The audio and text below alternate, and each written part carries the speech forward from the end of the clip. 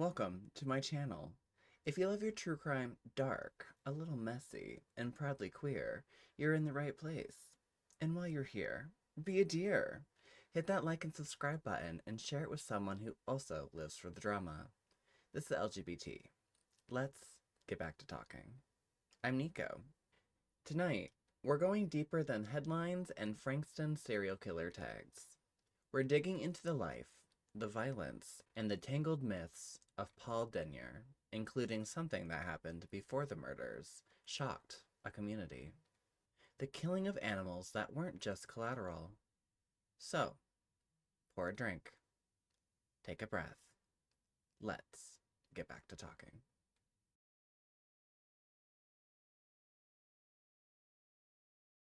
Paul Charles Denyer was born April 14th, 1972, in Sydney, later moving with his family to Victoria, Australia. By all accounts, he was awkward, isolated, and bullied as a child, a loner with few healthy relationships. He became fascinated with weapons, knives, and violence early on and had difficulty maintaining steady work or stable life. But here's where the story takes a dark detour. Before 3 young women were murdered, something disturbing had already happened in his neighborhood.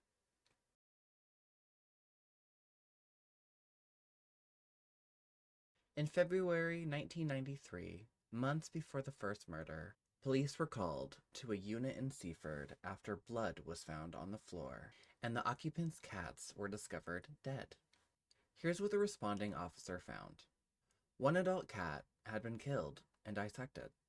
2 kittens were found in the bathroom with their throats cut, floating in the bathtub. A pornographic image had been placed on the adult cat's body. The killer had used the cat's blood to write on the wall, "Donna, you're next." But this wasn't random. Inside the house, furniture and baby belongings were slashed, shaving cream sprayed on mirrors, and more images defaced. After Denyer's arrest for the later murders, he admitted responsibility for this break-in and the deaths of the cats, and told police that if Donna Vance had been home, he would have killed her too.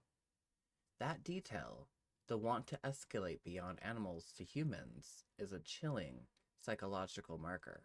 In serial offender profiling, cruelty to animals is one of multiple red flags often seen in the histories of violent killers. This event wasn't just creepy prank or vandalism. It was violent, symbolic, and personal.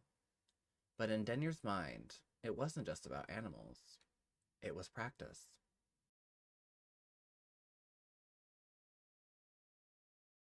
Before the murders became fatal, there was an attempted abduction. Rosza was walking alone when Paul Denyer attacked her. He attempted to kidnap her, trying to force her towards his car. A knife was involved, and his intent was clear. Rosza fought back. She resisted, managed to break free, and escaped. She later ran for help and survived the encounter. This attempted abduction is crucial to understanding Denyer's escalation. He approached his use of a weapon and his attempt to isolate and transport a victim all show that his method was already in place before the murders began. Rosza's survival gave police insight into Denyer's behavior and confirmed the later killings were not spontaneous acts. They were the continuation of an already formulated pattern.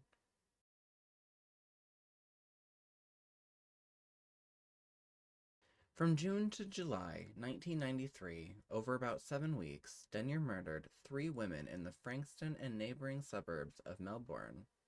Elizabeth Stevens, 18, abducted after getting off a bus and found stabbed and strangled. Debbie Fream, 22, ambushed in her car. Natalie Russell, 17, stabbed and strangled while walking home from school. Denyer's victims were strangers. There was no prior relationship, no connection. He chose them for being available and in public. That randomness terrified the community and turned Frankston into a place people saw much differently than before. When police finally connected the dots, tracing eyewitness logs, a vehicle registration, and ultimately his DNA, Denyer was arrested without incident and confessed to the murders, the cat killings, and multiple stalking incidents. He told investigators that he had felt a desire to kill since he was around 14 and harbored a general hatred of women.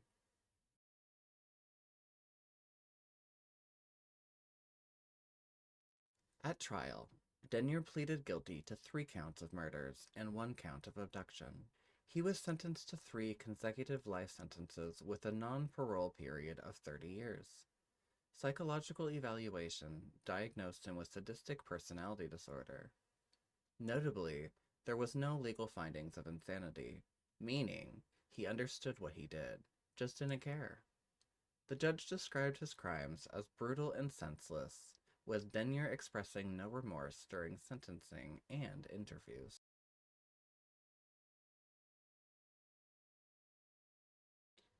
Once incarcerated, Denyer became a lightning rod for controversy. In his early 30s, he began identifying as a transgender woman, briefly taking the name Paula Denyer in prison records. He requested permission to wear makeup, gender reassignment surgery, and a legal name change. All were denied by prison authorities. He reportedly wanted to use this identity shift to separate the killer from the person the public blamed, stating in prison letters he felt the label of serial killer was what defined Paul, and he wanted to be seen as Paula instead of that guy who murdered 3 women. People reacted with outrage, especially families of the victims, viewing it as manipulation. Others debated whether he was genuinely expressing gender identity or using it as a strategy for control and attention. There's no clear evidence he was motivated by gender identity in the crimes themselves, and psychologists didn't treat his gender identity as a casual factor for the violence.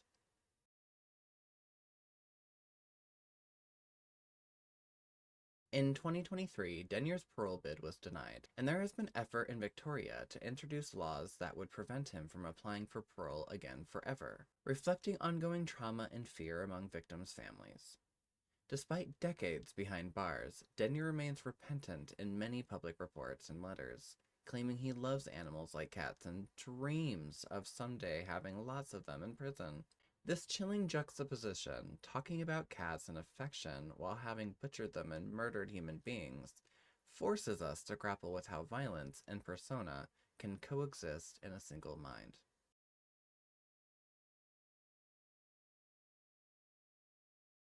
Paul Denyer's story is ugly.